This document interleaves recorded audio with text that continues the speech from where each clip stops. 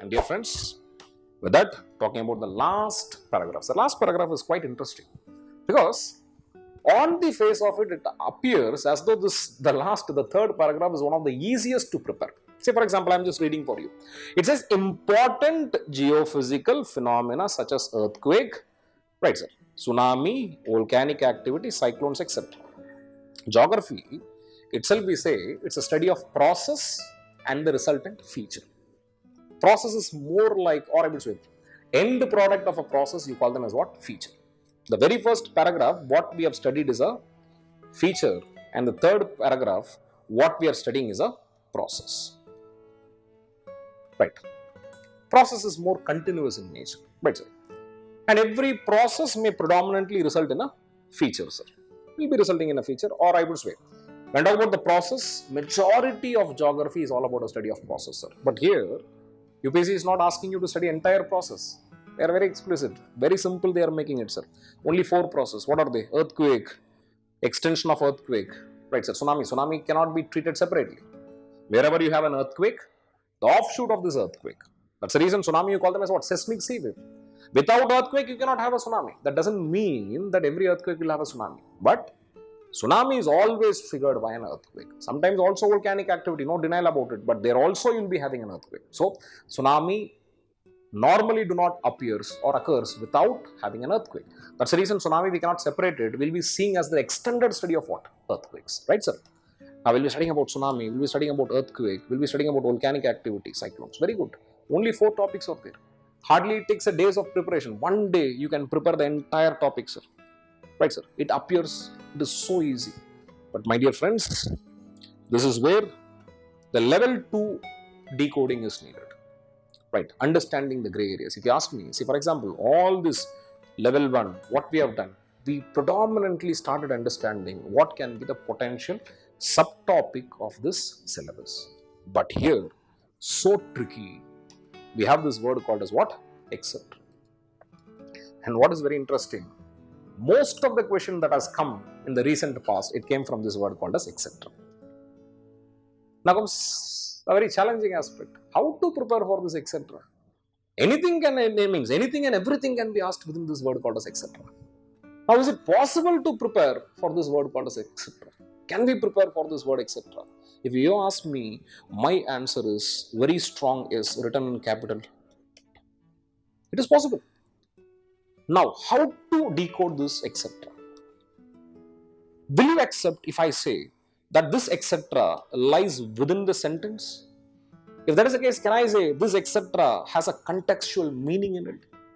Whatever is common to other geographic phenomena should be common to this word called as etc. Now, my dear friends, earthquake, tsunami, volcanic activity, cyclones, what are they?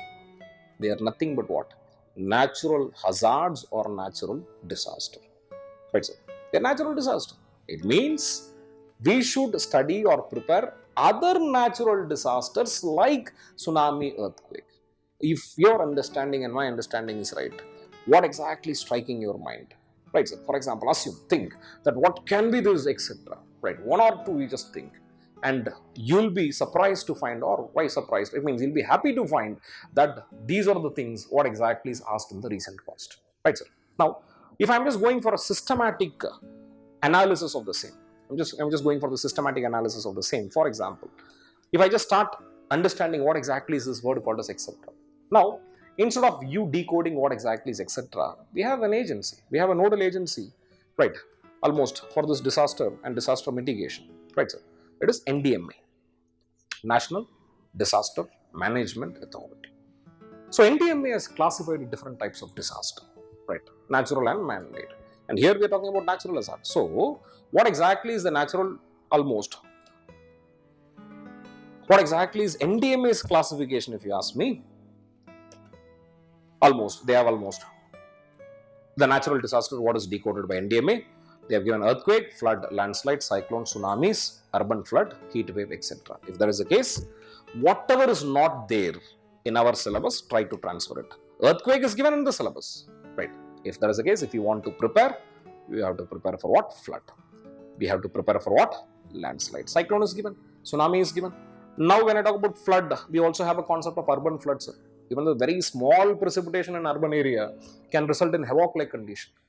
There is one statistic says two different regions, rural area versus urban area. One statistics, normal statistic says, if I'm just having a same amount of precipitation in urban area and rural area in the same amount of time or the same period of time, the rate of flooding or the rate of rise of water in urban area will be 6 times more than the rural area.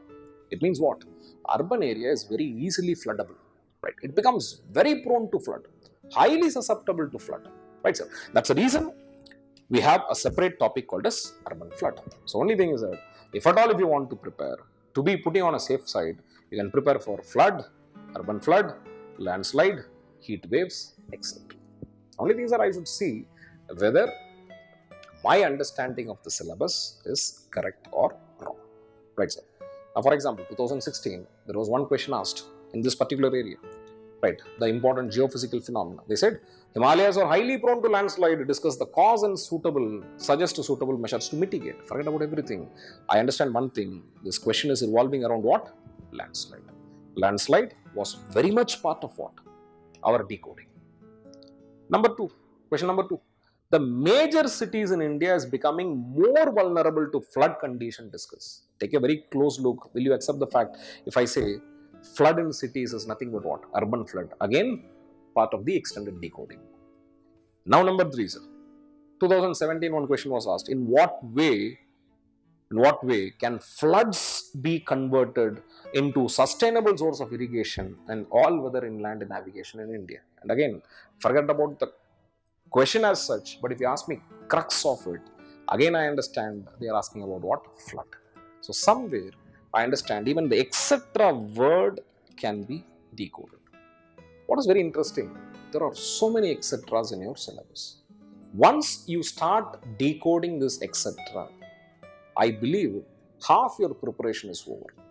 So whenever I talk about any systematic preparation, if at all any rational candidate who is systematically preparing for the examination, his or her preparation should always start from understanding the syllabus. You have to understand what are the likely topics that will be covered under this syllabus. If you are very sure that these are the likely topics, then you go for decoding this word called as etc. If you can successfully decode this word called as etc., if there is no gray areas in your syllabus, more than 50% of your preparation is over. Rest what you have to do, whatever you have decoded, you have to study. Then comes the execution part. Execution cannot be effective if understanding is without any clarity. So understanding of the syllabus plays a very important role in almost having a successful journey in this examination. My dear friend, this examination is not very difficult as you think, and similarly it is not easy. But if at all if you want to almost make this so-called difficult examination certain, your preparation has to be a smart preparation. Hard work, yes. Without hard work, this examination cannot be almost qualified. I understand. But more than being a hard work, I appreciate if at all if this work of yours is a smart work. Smart work is preferred over hard work here. So whenever I say smart work, hard work channelized in a proper direction, we call them as what? Smart work. My dear friends, I wish you all the best for your civil service preparation. Thank you.